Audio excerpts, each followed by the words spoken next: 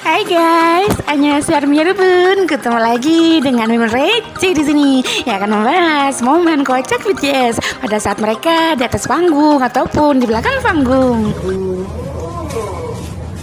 Yang pastinya momen-momen seperti itu sudah nggak pernah kita lihat lagi sekarang ini ya. Dan Mimin ataupun kita semua sangat merindukan BTS konser lagi, yang membuat para ARMY dan BTS itu berkumpul di tempat yang menjadi satu.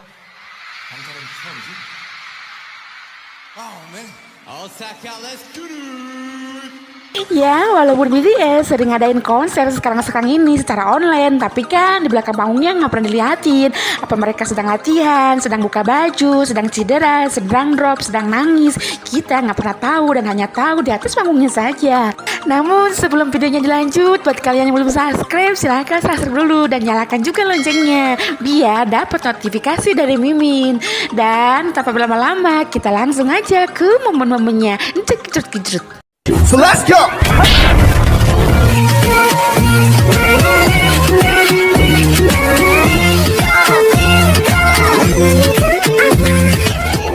이거 한번 해줘야죠.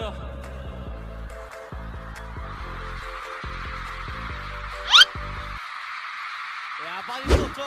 Di momen pertama kita mulai dari RM yang sedang diwawancara di sela-sela konser. Di situ dia bilang kalau panggung itu memiliki dua wajah yang berbeda. Ketika mereka di atas panggung selama 2,5 jam, mereka serasa sangat hidup, dan momen lain di dalam hidupnya serasa gak ada artinya. Itu sebabnya panggung bisa membuat orang menjadi gila dan liar dengan cara yang berbeda-beda.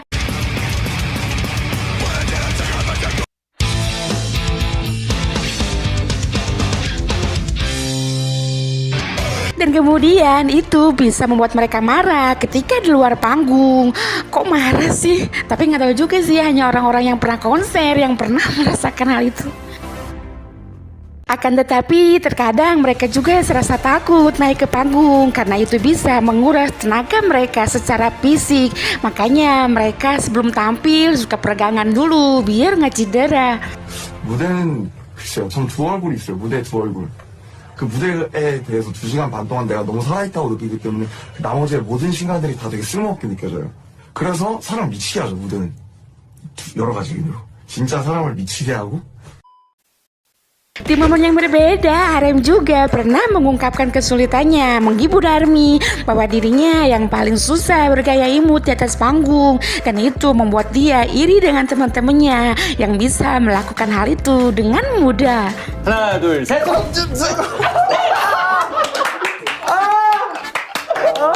저 언제쯤 좀 편하게 뭔가 귀여운 걸 할 수 있을까요? 정말 잘하더라고요, 다른 친구들. Sebelum naik ke panggung, RM juga pernah menemukan saus di kantong celananya yang terbawa dari Korea ke Jepang. Pertanyaan Mimin, itu para staf BTS emang gak ngelondri dulu gitu buat tampil? Masa bisa bawa saus segala? Gimana coba kalau bujat di atas panggung, kan malu. 왜 그러세요?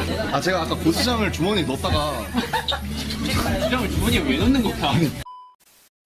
Nah, begini nih yang Min suka kalau BTS ngadain konser secara live. Di belakang panggungnya suka diliatin macam-macam kelakuan member. Ada yang ngajoprak, kelelahan, ada yang kekorepengan seperti Kim Seokjin, ada yang membawa sendok di tasnya RM, ada juga yang memakai gantungan kodok di tasnya J-Hope. Ada-ada aja kelakuan mereka ya. You give me the best of me, so you give you the best of you. BTS juga kalau konser secara live kadang sering merayakan ulang tahun mereka disaksikan para ARMY secara langsung. Seperti Suga ini yang sedang ngomong serius, dia bicara, tiba-tiba disiram dari belakang oleh Jimin.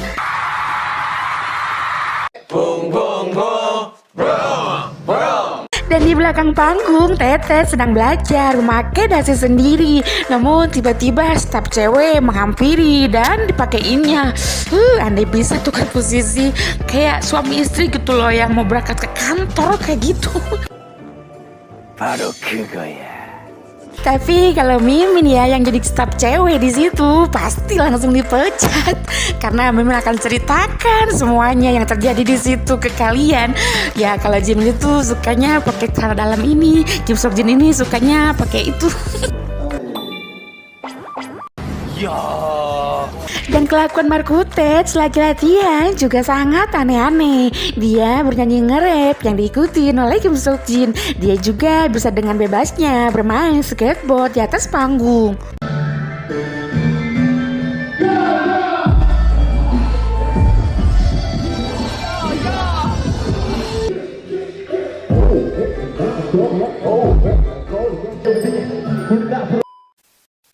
Makanya kalau BTS tampil di acara penghargaan idol K-pop lain, panggung itu udah pasti mereka kuasai. Karena buat mereka panggung itu seperti wahana bermain. Contohnya di lagu Apaman yang dikasih wahana bermain perosotan agar BTS bisa bermain seperti anak TK.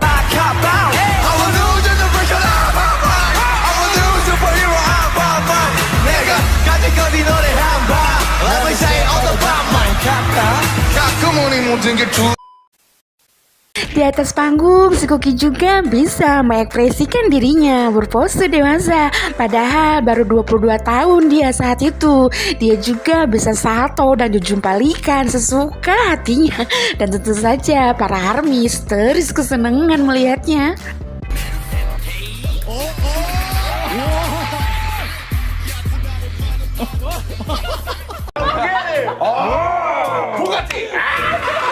Dan makan lemon tak hanya mereka rasakan di rumah makan saja, namun di panggung juga suka dari Kim Seokjin sampai keperedean karena menahan hasem, sehasem keteknya haters yang bau itu. 진상 다이쇼부 진상 핸드스요 진짜 휘바람을 못 불어. Dan di atas panggung, ARMY juga bisa mendengar kata-kata manis Tetet secara langsung yang mengatakan ARMY itu cantik-cantik dan gak kebayang yang ngebiasin Tetet yang ada di situ pasti teriak histeris kecuali bapak-bapak yang ngebiasinya. Ya masa bapak-bapak cantik ya? Armies are beautiful. Dan di belakang panggung, Tete juga pernah cerita saat dirinya hilang suara dan tidak dapat memberikan kinerja yang baik. Dan hal itu tentu saja membuat dirinya marah dengan dirinya sendiri. 뜻하지 않는 상황에서 뜻하지 않게 이제 목이 이렇게 쉬어버리면은 좋은 무대를 보여주려고 해도 좋은 무대를 보여줄 수가 없게 되는 상황이 생겨요. 그래서 자기 자신한테 너무나 좀 화가 나게 돼요. Bahkan Jimin sampai nangis nunduk kepala di atas panggung disaksikan para ARMY di situ. Untung saja ada si Cookie yang menggantikan part bagiannya dia. Si Cookie juga memeluk Jimin memberikan dia kekuatan. Nggak kebayang deh yang ngebiasin Jimin di situ pasti ikutan nangis juga deh.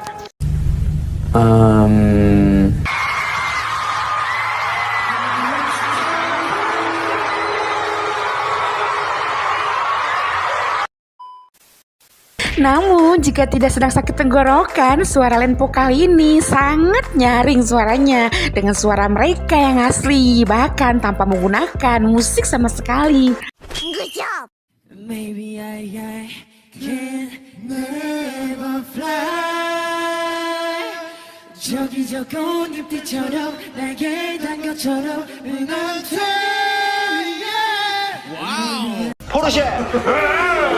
Di belakang panggung sebelum mereka tampil, BTS selalu melakukan peregangan. Namun saat Kim Seokjin dipijit setap di bagian pinggang, dia tiba-tiba menjerit teriak dan bilang katanya aku gak bisa tampil. Gak tahu deh mungkin Kim Seokjin encok atau gimana. Yang jelas para staf di situ ketawa melihatnya. 우리가 생각지도 못한.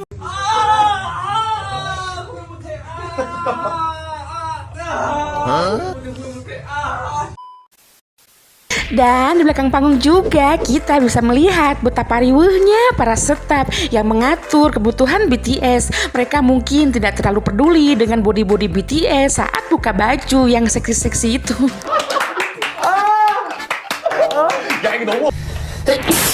Yang mereka pikirkan mungkin gimana caranya agar konser tersebut bisa berjalan dengan lancar. Walaupun mereka harus kerja super ekstra keras, ngurusin BTS, ngurusin panggung juga yang licin. Karena saat itu tiba-tiba saja hujan dengan derasnya. 이제는 나 만두 먹고 안 싸울 거지?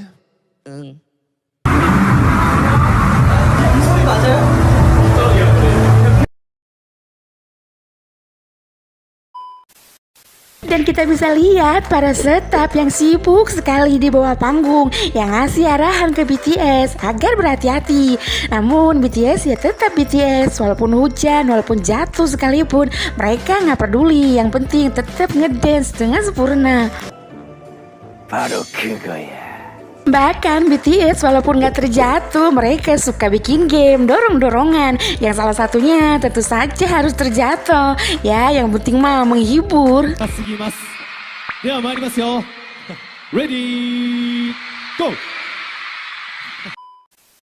Dan kalau kecelakaan kecil seperti kejeduk udah biasa buat BTS mah. Seperti kejeduk di panggung, kejeduk di mobil, kejeduk di bawah panggung, udah menjadi hal yang lumrah.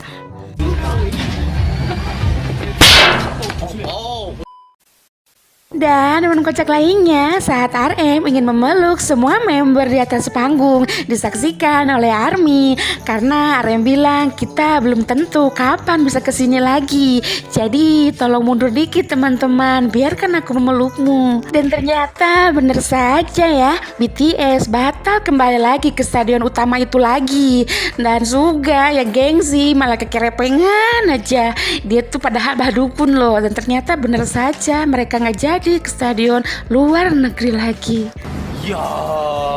Namun walaupun di luarnya gengsian, Suga itu sangatlah perhatian. Dia bahkan membuatkan lagu yang dikhususkan buat para member yang berjudul Tear. Suga berkata saat membuat melodinya, para member merenungkan apakah BTS itu harus bubar atau lanjut. Dan saat lagu itu dimainkan, semua member tak kuasa menahan tangis.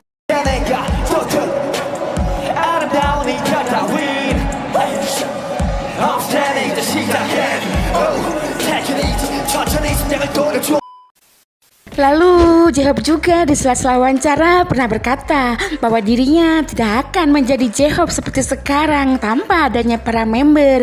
Mungkin dia akan tetap menjadi Jung Ho Seok. 친구들이 없으면 제이홉도 아닌 거고 그냥 정호석인 거예요. Dan Tete juga pernah berkata di sela-sela wawancaranya kalau BTS itu adalah orang-orang yang terpilih karena pada saat dirinya datang ke Big Hit, dia tanpa tahu siapa nama-nama para membernya.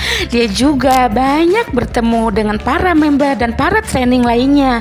Namun Big Hit memilih mereka bertujuh dan berjayalah sampai sekarang. 같지만 많은 연습생들도 만났고 그 연습생들 중에서 뽑아주신 7명이 저희 7명이었잖아요.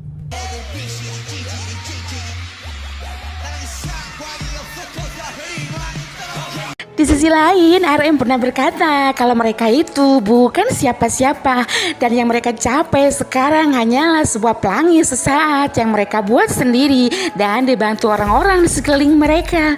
Dan tentu saja mereka akan menghilang suatu hari nanti. Jadi mereka harus tetap rendah hati dan merenungkan diri mereka sendiri ke depannya. 아니다. 이거는 우리랑 도와주는 사람들이 만들어낸 어떤 그 순간의 환상의 그런 무게 같은 거지. 언젠간 이런 것들 없어질 텐데. 그래서 항상 겸손해야 되는 거고, 반성을 해야 되는 거고, 조금이라도 더. Dan Mimin pernah dengar kalau BTS itu katanya akan wamil secara massal ya. Menurut kalian gimana tuh ARMY? Apakah kalian akan tetap setia menunggu BTS atau berpaling? Dan soal channel ini menurut kalian gimana tuh ARMY? Apakah Mimin tetap bahas BTS atau ganti membahas idol lain gitu?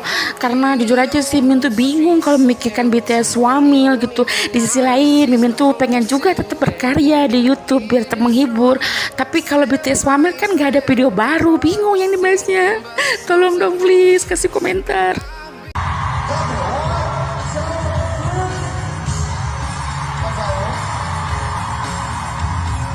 Oke lah Army, sekian dulu video untuk hari ini. Mohon maaf ya kalau ending videonya kok malah Mimin curhat gitu ya. Tapi kepada siapa lagi gitu, Mimin itu harus minta pendapat selain sama kalian. Karena tanpa kalian Mimin tuh bukan apa-apa, it's nothing. Oke lah Army, see you next video. Annyeong. 지금 만약에 방탄소년단을 갑자기 안 하게 된다면 난 내 혼자서 좀 뭘 혼자 할 수 있을까? 라는 생각을 했는데 가진 게 너무 없더라고요. 내가 할 수 있는 것들. 그래서 그럴 때마다 되게 좀 걱정을 많이 해요.